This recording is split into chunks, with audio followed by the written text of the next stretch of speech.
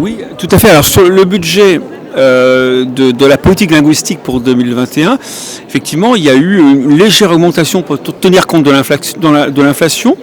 Mais nous avons une somme globale affectée à la politique linguistique qui reste du domaine du dérisoire. On n'a pas 1% du budget de la région qui est consacré à la sauvegarde de nos langues, ce qui est quand même une hérésie. Alors, il faut toujours comparer par à la situation de la Corse. En Corse, on dépense 3 fois plus par personne pour la politique linguistique. Et moi, je fais la comparaison avec les autres pays. Je pense à la Catalogne, je pense au Pays Basque du Sud, bien évidemment, où là, la politique linguistique, c'est plusieurs centaines. L'échelle, c'est la centaine de milliers d'euros. Donc on s'est habitué à voir des chiffres totalement ridicules. Le problème, je crois qu'il est dans la tête de nos élus et sans doute aussi dans la tête des gens qui considèrent que, après tout, donner quelques cacahuètes pour des politiques aussi importantes pour nous en tant que peuple, eh bien après tout, ça suffit. Non, ce sont des politiques qui ne sont pas dignes. Moi, je ne cesse de le dire, de le répéter. C'est une question de dignité, tout simplement.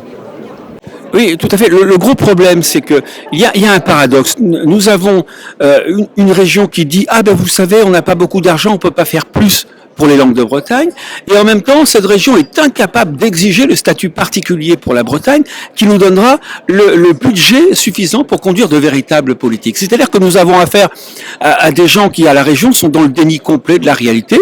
Ce sont des valets de Paris, quoi. Faut dire les choses clairement. Ils sont dans un système qui est un système parisien avant tout, et qui ne veulent absolument pas le voir changer. Notre problème, il est là. Alors, il va y avoir deux enjeux bientôt majeurs.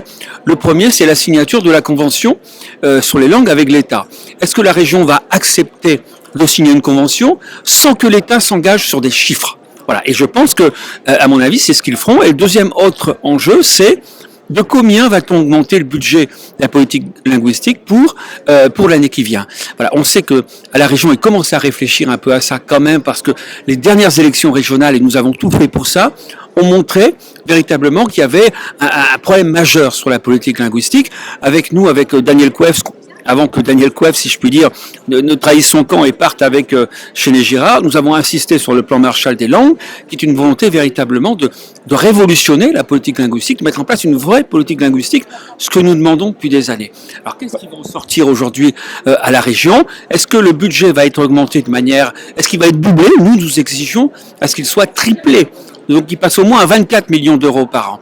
De combien la région Bretagne va augmenter le budget pour le prochain budget de la politique linguistique? C'est la question que je me demande, mais ça va être très clair. On saura tout de suite si Chéné Girard a tiré les leçons de cette campagne électorale ou pas.